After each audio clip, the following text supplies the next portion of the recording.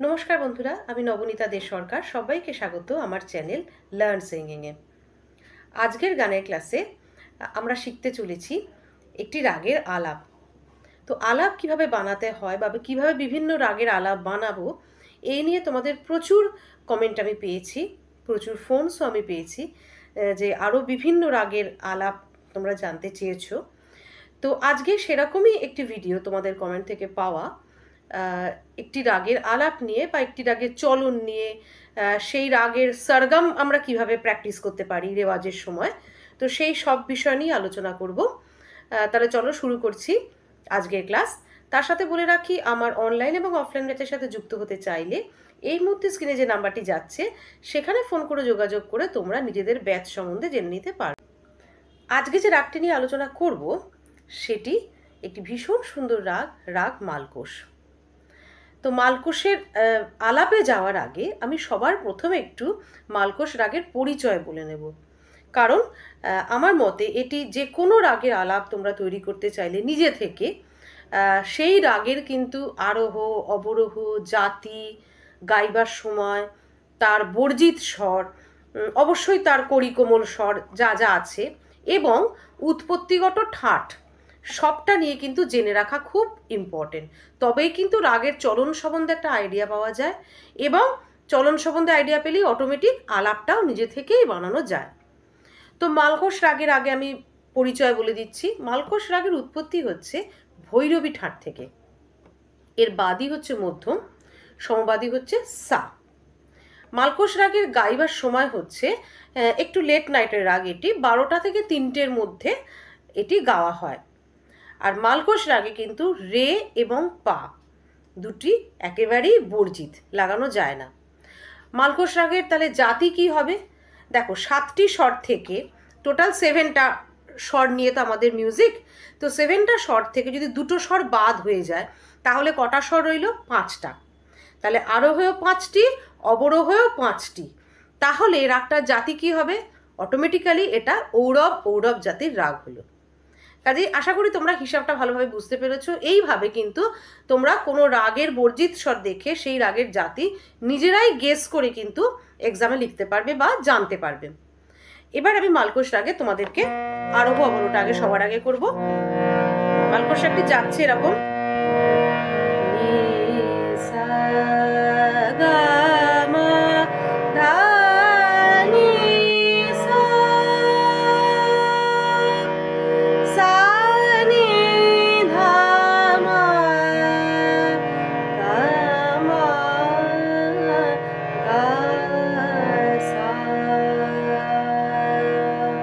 पकड़ गम धाम गम गा सा। এইবার আমরা বানাবো মালকোষ রাগের আলাপ। আমি প্রথমে কিছু কিছু প্রসেস বলে দিচ্ছি, যেই প্রসেসগুলো খেয়াল করে কোনো রাগ তোমরা প্রথমে শিখলে যে কোনো রাগের আলাপ বানানো কিন্তু ভীষণ সোজা।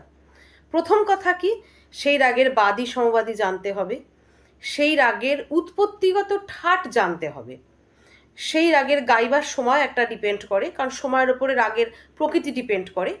মালকোষ যেমন একটি গম্ভীর প্রকৃতির রাগ। আর হচ্ছে রাগের বর্জিত স্বর, অবশ্যই যে আমি আলাপ যখন বানাবো তখন সেই স্বরগুলো বা সেই স্বরটি যে রাগের হোক লাগানো যাবে না। এবারে তার যদি বিবাদী স্বর থাকে অবশ্যই জানতে হবে বিবাদী স্বর হিসেবে, এবং কড়িকোমল। তো মালকোষ রাগ যদি আমি গাইতে যাই, দেখো আমি কিভাবে উৎপত্তিগত ঠাট থেকে আইডিয়া পাবো। মালকোষের উৎপত্তিগত ঠাট হচ্ছে ভৈরবী ঠাট। তো ভৈরবী ঠাটের আমরা প্রকৃতি কি জানি? ভৈরবী ঠাটের রে, গা, ধা, নি এই 4টি স্বর কোমল হয়, এটা সকলের জানা আছে। তাহলে মালকোষ রাগ যদি ভৈরবী ঠাট থেকে উৎপত্তি হয় তাহলে এর 4টি স্বরই কোমল হওয়ার কথা। কিন্তু বন্ধুরা একটা জিনিস লক্ষ্য করো, আমি আগেই বলেছি মালকোষে রে স্বরটি বর্জিত, রে স্বরটি ব্যবহার হবে না। তাহলে আমার হাতে কটি স্বর রইল? গা, ধা, নি। তার মানে মালকোষে গা, ধা এবং নি এই 3টি স্বর কিন্তু আমাকে কোমল করে গাইতে হবে। রে যেহেতু পুরোপুরি বর্জিত স্বর, কাজে রেকে একদম ভুলে যাব। রে কোমল কি শুদ্ধ আমার তো সেই নিয়ে কোনো লাভ নেই, কারণ এটি মালকোষে ব্যবহারই হয় না। তাহলে মালকোষ রাগের কি কি কোমল হলো? গান্ধার, ধৈবত এবং নিষাদ, গা ধা নি। তাহলে মালকোষ রাগের আলাপ করতে গেলে তোমাকে এই তিনটে স্বর কোমল করে করতে হবে। আর রে আর পা যেহেতু বর্জিত, সেহেতু খেয়াল করবে আরোহে যেভাবেই আমরা আরোহণ করে উঠি, তা রে আর পা আমার লাগানো যাবে না, বা অবরোহণেও যেভাবেই আমরা নাবি না কেন, যে প্রসেসে যে রাস্তা দিয়েই নাবি না কেন, রে এবং পা কখনোই যেন ব্যবহার না হয়, এইটা মাথায় রাখতে হবে। নেক্সট কি মাথায় রাখতে হবে? নেক্সট মাথায় রাখতে হবে এর বাদী স্বর। বাদী হচ্ছে মধ্যম। তার মানে বাদী স্বর কেন জানতে হয়? কারণ বাদী স্বরের ওপর আমাদের এমফেসিস দিতে হয়। মধ্যমে ধরো আমি বেশিক্ষণ দাঁড়াতে পারবো, বা মধ্যমকে বারবার লাগাতে পারবো, তো সেই একটা প্রসেস আমার জানা হলো। আর একটা কি প্রসেস? মধ্যমের পরই কোন নোটের আমার ইম্পর্টেন্স, সেটা হচ্ছে সমবাদী স্বর। তার মানে মধ্যমের পরই আমি যদি কাউকে ব্যবহার করতে পারি, কারোর ইম্পর্টেন্স বা প্রায়োরিটি রয়েছে, সেটা হচ্ছে সরোজ বা সা। তাহলে এই কটা রাস্তা বা বলতে পারো এই কটা চাবিকাঠি আমার হাতে রয়েছে। তাহলে এইগুলো কিন্তু মোটামুটি একটা রাগের আলাপ বানাবার জন্য যথেষ্ট চাবিকাঠি। এগুলো দিয়েই রাগের আলাপ আমরা বানাতে পারবো। তাহলে চলো এবার আমরা একটু মালকোষের আলাপ করি। তো আলাপটা যেহেতু বুকিশ হয় না, সেই জন্যই কিন্তু এই রাস্তাগুলো জেনে রাখতে হবে। এগুলো যেগুলো ধরো নলেজগুলো, সেইগুলো নিয়ে নিলে কিন্তু আলাপ তোমরা নিজেরাই বানাতে পারবে। আলাপের হেল্প কিন্তু কোনো বই থেকে পড়ে বা কোনো কিছু পড়ে কিন্তু আলাপের হেল্প হয় না, ওটা একটা মুখস্থের মতো হয়ে যায়। কিন্তু যখনই সেলফ ইম্প্রোভাইজ করে আলাপ বানাতে যাবে, তখন এই যে চাবিকাঠিগুলো বললাম, সেগুলো মনে রেখে যদি তোমরা প্রথম স্টেপটা ফেলো, তাহলে আলাপটা করা খুব ইজি হয়ে যায়। তো আমি আগে নোটেশন দিয়ে আলাপ দেখাচ্ছি, তারপর আমি একটু আকার দিয়েও আলাপ দেখিয়ে দেবো। সা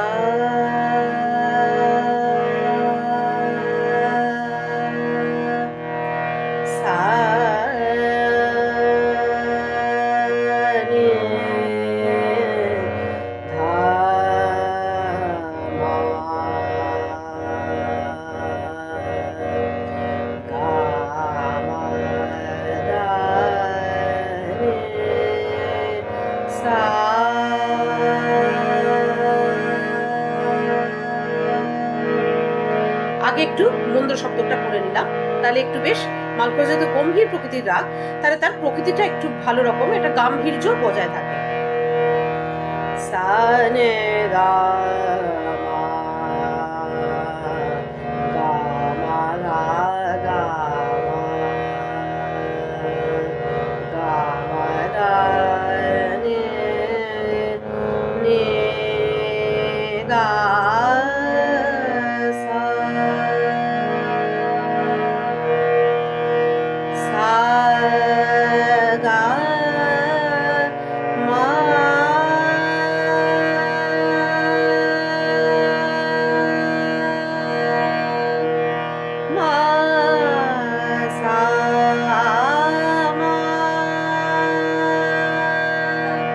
বললাম মধ্যম হচ্ছে বাদী স্বর, কাজে মধ্যমে অবশ্যই আমি এমফাসিস দেব।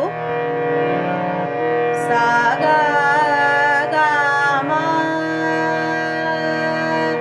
সা গা সা মা মা মা নে নে সা গা মা মা মা দা নে সা গা মা মা। দেখো এই রাস্তাটাকে কিন্তু বলা হয় অক্টেভ জাম্প। তার মানে আমি মধ্য সপ্তকের মধ্যম থেকে পুরো মন্দ্র সপ্তকের মধ্যম একটা জাম্প নিচ্ছি, বোধ আরোহণ বোধ আবরোহণ। এই জায়গাগুলো কিন্তু করলে খুব শুনতে সুন্দর লাগে। মা মা দা নে সা গা মা গা মা দা গা মা মা দা নি নি ধা মা গা মা দা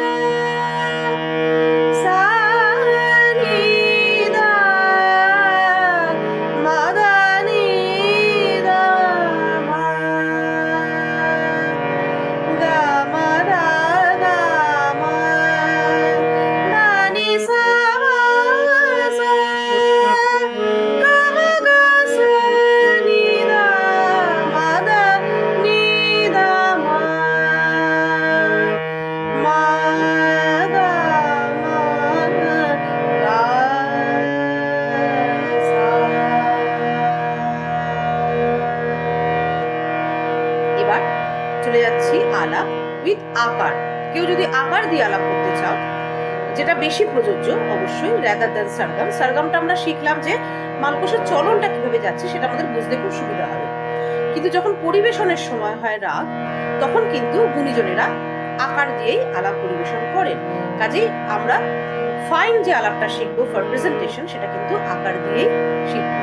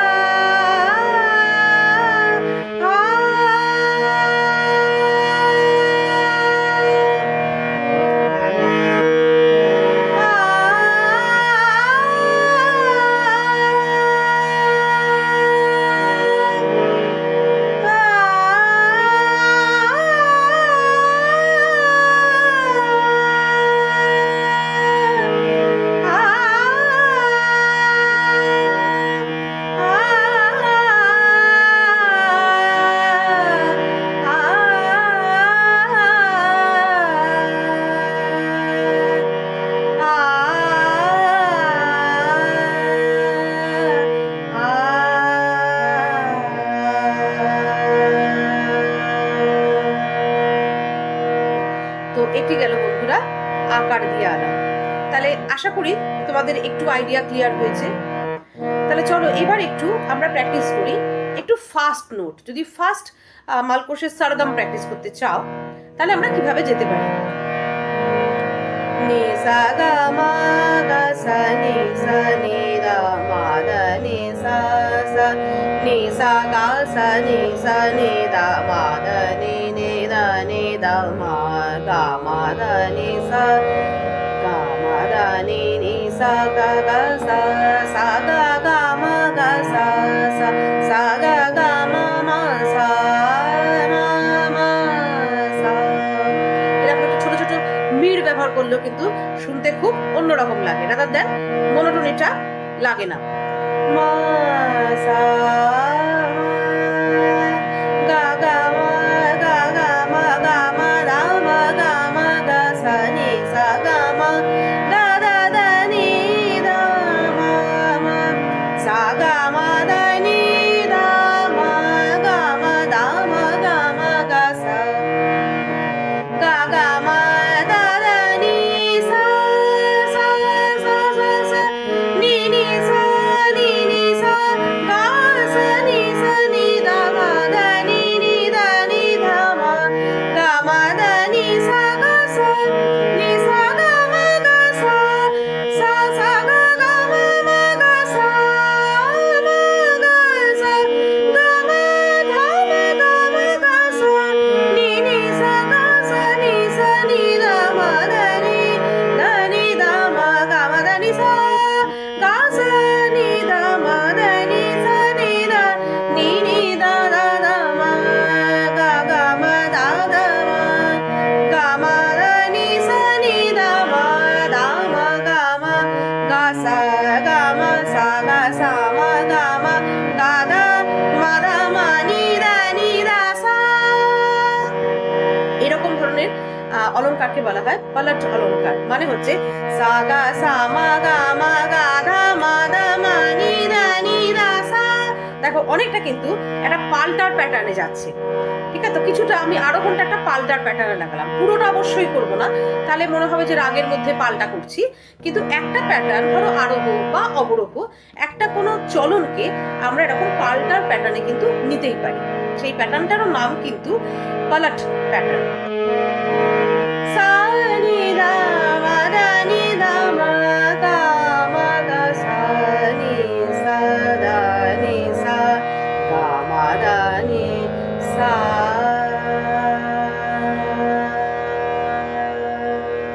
তাহলে কেমন লাগলো আজকের ভিডিও আমাকে কমেন্টে জানিও।